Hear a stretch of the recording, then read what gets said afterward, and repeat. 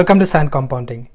In this session, we will complete two concepts. One is what is price to earnings or PE, which is a very famously or which is most commonly used factor by all investors looking at how they look at companies' valuation.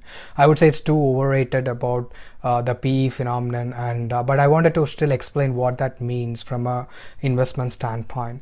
The other thing I wanted to explain is what is the significance of capital markets and what is this capitalization, what is the power behind this capitalization, and how do companies make money by capitalizing or by listing in capital markets. So these are two very important concepts we'll understand today.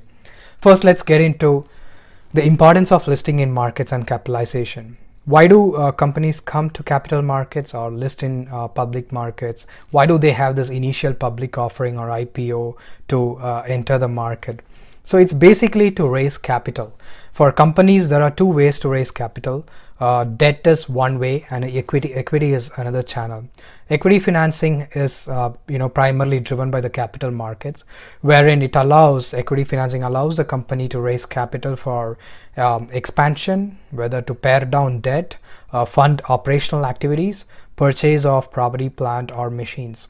And listing in stock markets paves way for the companies to achieve this, and it makes the stock by listing in the markets, it makes the stock more liquid since it's traded on the public exchanges pretty much every minute, and raising money becomes fairly easy compared to the private placements they have to go through if they have to raise capital outside the markets.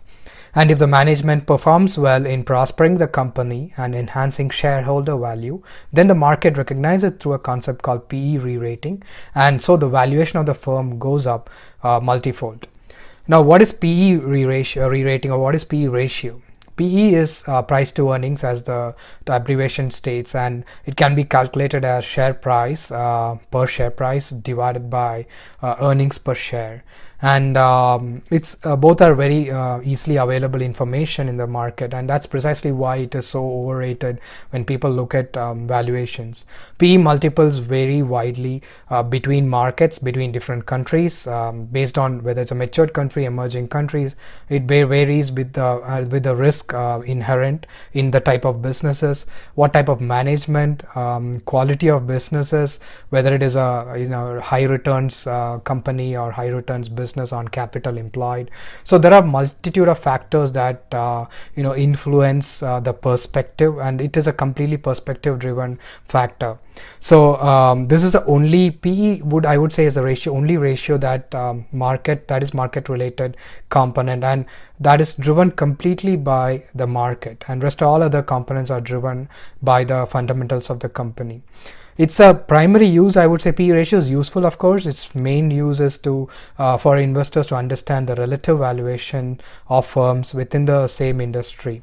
But PE cannot be definitely extricated from the valuation process. It's a part and parcel. It goes hand in hand with the valuation of the firm. Wanted to make this clear. Thank you.